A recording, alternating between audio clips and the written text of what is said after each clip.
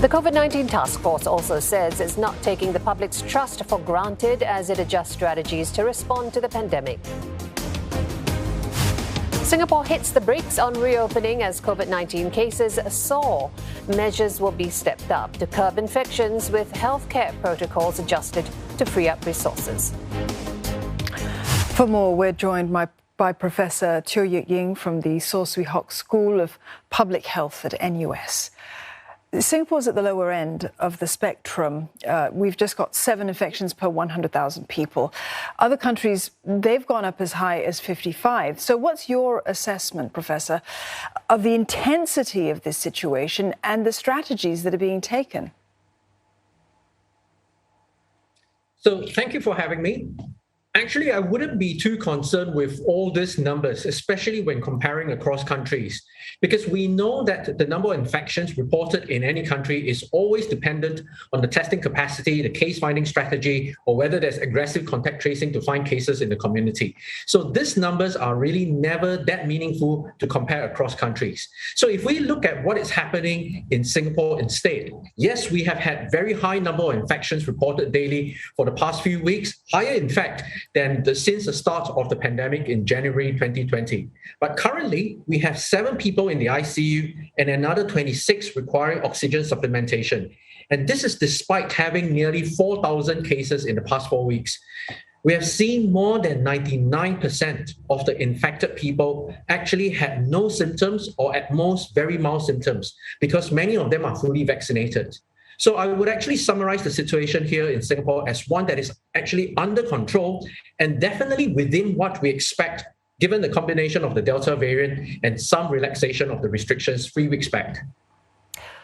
Given the situation as you laid out there, what is the threshold of new daily cases that Singaporeans, should just mentally prepare themselves for the healthcare sector to handle comfortably? Well, I suppose when Singapore completes the transition to a COVID-19 resilient society, I actually believe we will stop tracking infection case numbers like what we have been doing so far.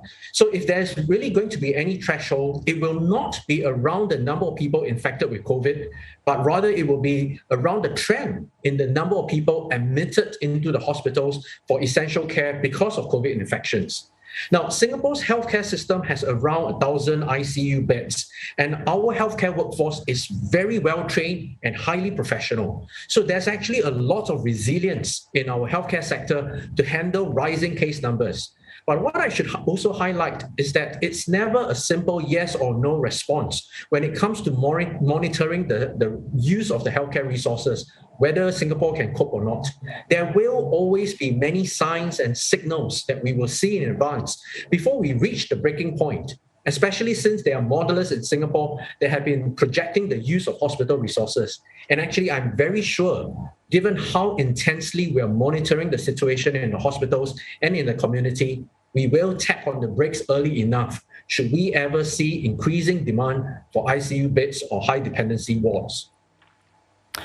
Professor Teo, you've talked about the significance of numbers, and I think the vast majority of Singaporeans want to know whether those numbers, whether they matter or not, because the task force has warned that these numbers could climb to 3,200 before coming down. In a sense, we're saying, do they matter or don't they?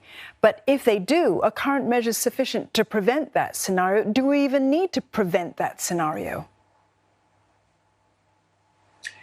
Well, if we truly want the numbers to come down fast, we can simply tap on the brakes like what we have done before with a circuit breaker or a heightened alert and impose more restrictions in the community to minimize our activities. But I believe this is not necessary at the moment and definitely not the long-term game plan.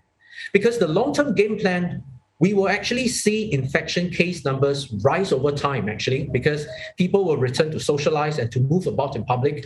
And all these interactions will increase the spread of COVID. So your question on whether current measures are sufficient, I would actually approach it from the perspective of when we do see such high case numbers happening, thousands of cases per day, do we actually need to worry or panic? especially when we see that the vast majority of these infected people don't really have any symptoms or health impact, and we are able to continue to protect the seniors and those with underlying medical conditions. So perhaps when we reach that confidence, then it is actually fine to see a few thousand cases per day, or even to stop tracking case numbers completely, because by then it perhaps will not matter anymore. Just this question of the strategies for home quarantine and home recovery, are these the kind of strategies that we should be looking into for a country that's planning on going endemic? And if so, what are the sort of challenges that would come as we move towards home quarantine? Well, I think it's important to start off by saying that many countries have actually been relying on home quarantine and home recovery since the beginning of the pandemic. Countries with advanced healthcare systems, such as the UK, such as Japan. We in Singapore have instead been extremely cautious, and that is why we put infected people in hospitals, even when some of them do not have symptoms or have at most mild symptoms. Now, if we had done this in the beginning, I would actually think that would not be wise, because people living in the same household will be infected. Very high chance they will be infected. But now in Singapore, we have very high vaccination rates, and even with the home recovery scheme, we see that it is not simply extended to anyone, but only to households where all members are young, healthy, fully vaccinated, and there is this opportunity to isolate the infected person properly in the household. So the home recovery scheme is not meant for anyone or everyone, and there will be certain conditions to be met. And I think these conditions are meant to minimize the spread to other members of the family. But I think at the end of the day, it again boils down to personal and social responsibility. Meaning, if someone is allowed to recover and self-quarantine at home, this person should not think that he or she can go out for a moment, because what harm can come of that, or actually continue to mingle freely with family members as per normal, because by doing all this, the risk of spreading will be high. So if people continue to take that personal responsibility, something which we have seen a lot in the past 20 months in Singapore, there's actually a very good chance the home recovery scheme will successfully take the pressure off the hospitals, allow people to recover in the comfort of their own homes, especially children, and finally allow Singapore to be resilient against COVID-19 for the long term. Always insightful speaking with you, Professor Teo Yik Ying from the National University of Singapore. Thank you.